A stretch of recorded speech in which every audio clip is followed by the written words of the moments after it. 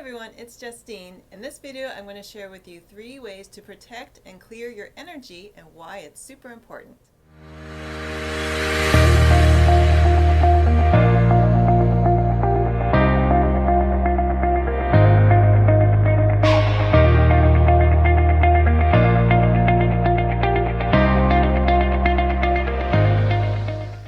Hey everyone, it's Justine. I'm here in my Reiki room, which is in Brentwood, California, which is in Los Angeles, and I just finished a session with someone, and I thought this would be the perfect opportunity to tell you about how to clear and protect your energy and to ground yourself.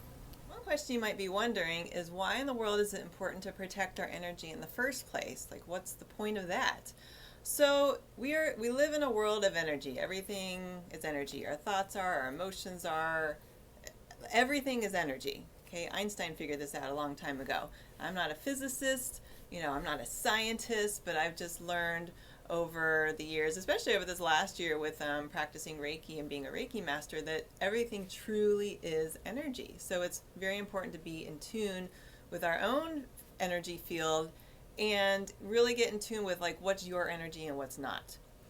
So when I first started health coaching 15 years ago, I thought that I'm just going to save everybody, right? If you are a coach, a teacher, a trainer, in the service field, a hairdresser, a therapist, a counselor, a psychologist, you are most likely an empath. So you can Google more about what an empath is. But basically we have empathy for others. We want to help others. We want to provide solutions for others. We have lots of empathy. And that's a really, really wonderful thing. At the same time, it can also be very draining if you don't learn how to manage and protect and clear your own energy. So when I first started health coaching, I wanted to save everyone, right? When I would have a client sit in front of me, I came into the session thinking that I need to know all the answers for that person. I need to solve all of their problems. And what I very quickly realized is it's better for myself and the client to only work with those that are ready to make the changes. That way it's more even and it's not draining. So the reason why it's important to protect your energy is you're just not going to be drained. I've known people that work in the energy field that, or they might not even know about it, is that sometimes a person will even hold extra weight around them as really a barrier to protect them from all the stuff that they're taking in from other people. So here's a really quick tip of what I do to protect my own energy.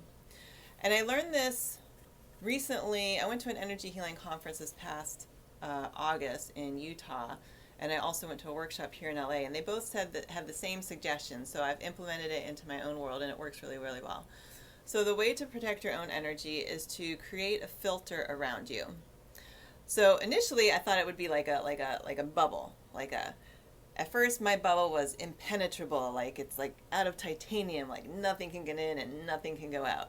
And when I went to these 2 different workshops, I learned that it's better to have more of a filter around you so that you can filter in the good stuff and keep out this not so good stuff. And if anything that's yours that needs filtered out, like it's more like a free flow, but it's like a filter. So what does this filter look like and how in the world do you do this? The first thing, so in this world of energy, everything is with intention. The second you think of it, it happens.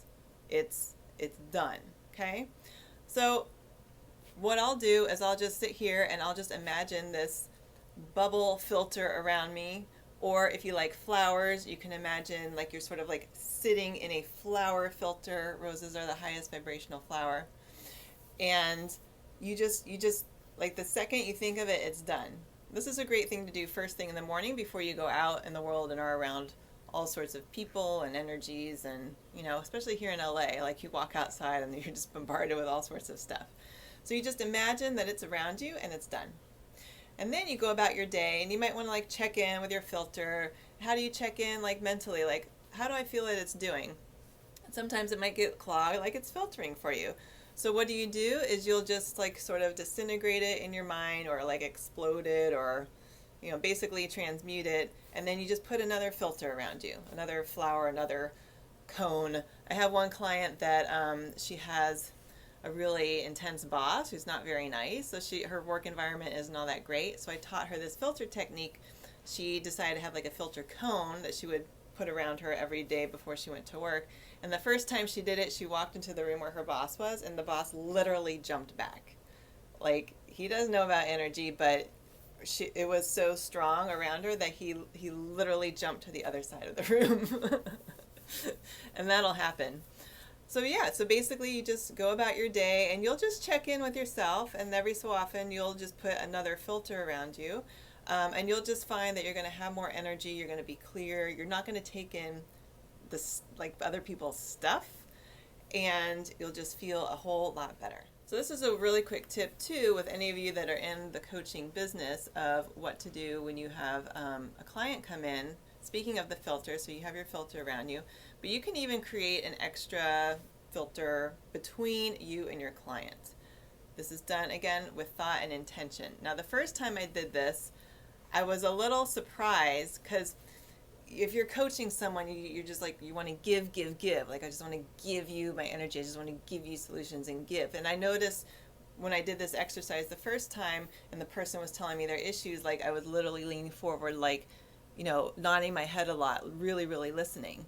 And then I learned this technique to put like a filter in front of us. Like I like flowers, so a little filter flower in front of us.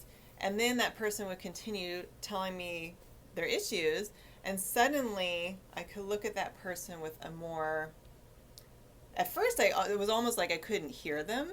Like that's how much I was wanting to give, and it was like so much of a contrast. But what I notice is that now when I'm coaching someone or working with someone, I can see and hear what they're saying from a more objective point of view, and it's very discerning. It's just very clear. It's very calm. It's not like, oh, I want to help you. It's more like, oh, I can listen to everything. And even looking at that person, when I, in my mind, put that filter between us, they even look different. And they might even notice that you kind of look different. So as a coach, as a hairdresser, you're everyone's life coach, right? Just imagine that when you're having a session, like put a nice filter between you and your client, and that's going to help you a whole lot. The second thing to do that's really important to do every single day is to clear your energy. So as a coach, you do want to clear the energy after every session, but just in general, for anyone that's sensitive to energy whatsoever, you want to clear your energy at the end of the day. So you wake up, you put your little filter around you, you go about your day, you're checking in during the day. You'll be able to start to discern what's your energy and what's not yours. Another tip that I do a lot is if I'm walking into a room and I feel like, it's just not energy I want to maybe pick up on, is I'll in my mind just say return to sender, or return the energy back to where it's source, right? So it's not yours. But anyway, so at the end of the day, you want to clear your energy. I do this every single day, especially now. So when I first started doing Reiki, and for those of you that aren't familiar with it, Reiki is energy work, and I made a video called What the Heck is Reiki, which I'll plug up here.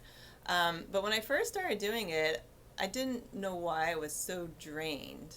For like 3 days, I just could barely get out of my pajamas. I was just so tired, and I was doing sessions with people. And I realized it's because I wasn't fully clearing their energy from me. I was still holding on to their stuff.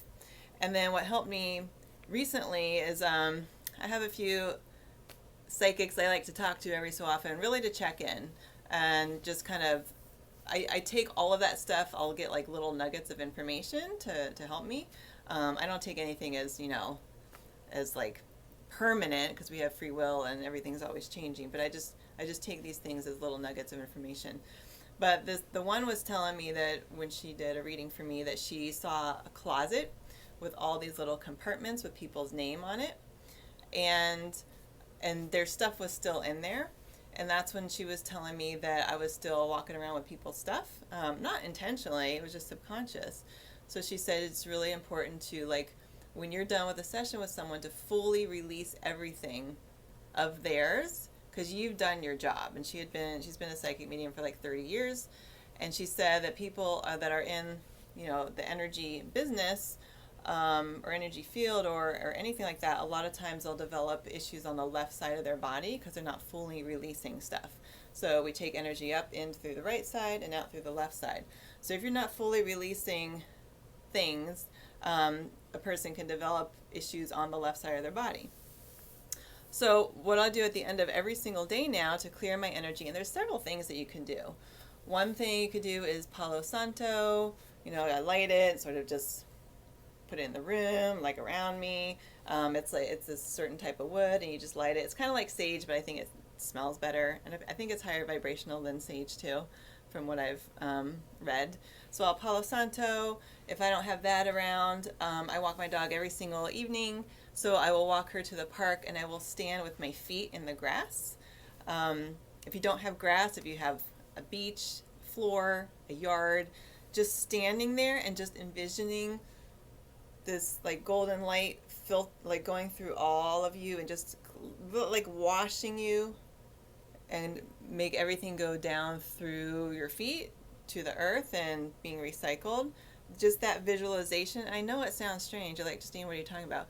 All this stuff is real, and it's done instantly once we think about it.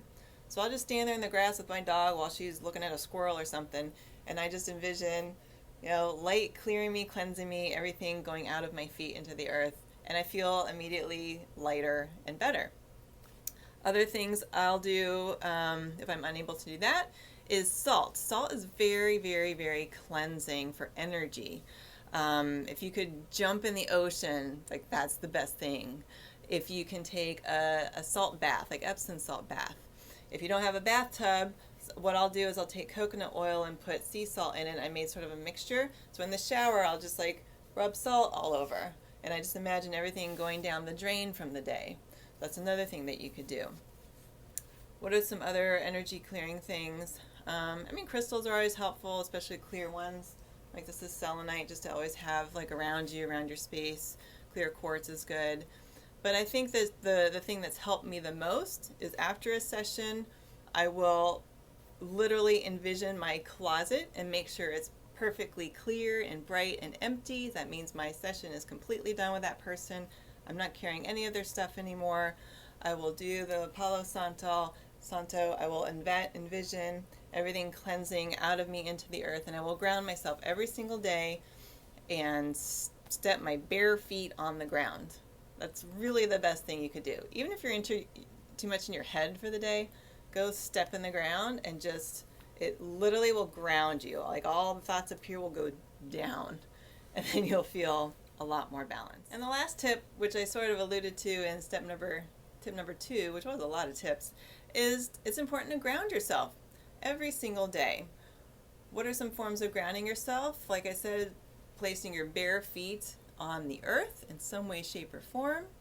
If you're unable to do that, it's just standing in your home or your apartment with your bare feet. Imagine roots coming through your feet into the earth. There's a really great, if I have like someone else I could do a video with, I could show you how you can instantly ground yourself. Basically, you stand in front of the other person and you'll say, okay, I'm ungrounded, and you'll tap their shoulder. You'll see how far their body moves. Usually they're like this, right? And then you say, okay, pretend there's roots coming out from your feet into the middle of the earth. They do it. They're like, okay, I'm ready. And you tap their shoulder and they don't move. It's like you can't move it. It is instant. It is really amazing how this stuff works. So if you're feeling a little scattered and all over the place, like, oh, my thoughts are everywhere, and I'm just like, just take a moment, stand with your feet on the ground, put roots through your feet to the earth, and you will be instantly grounded. Other ways to ground yourself is to exercise. I know when I started to learn more about all this spiritual stuff, energy stuff, I went to this one session. It was like a pranic healing circle. I don't know, I just showed up. And she had said, she's like, you need to exercise. Like, she's like, my crown was like super big, but I was just holding on to too many, because I was like being a sponge for learning. And she's like, you're just holding on to too much stuff, and I needed to literally get it out and like flowing through the body. So one of the best ways to do that is to exercise. Move the legs, go take a kickboxing class, go running, go for a walk, walk in nature. Walking in nature is one of the best ways to ground yourself. But any form of exercise that just moves the energy through your body will help you a lot. And other ways to ground yourself, you can eat root vegetables. If you eat meat, eat some meats, and that'll help to ground you as well. I think that's all the tips I have for grounding right now. Yep. So those are my tips for today. Remember to, before you start your day, put your bubble filter around you, protect your energy, clear your energy at the end of the day, ground yourself. I know it may all sound weird or maybe new to you, but trust me, this stuff works and it'll help you immensely to have more energy. If you want to book a session with me for health coaching or Reiki, I will put the link below. My website is happyhealthypeople.com, and I'll see you in the next video.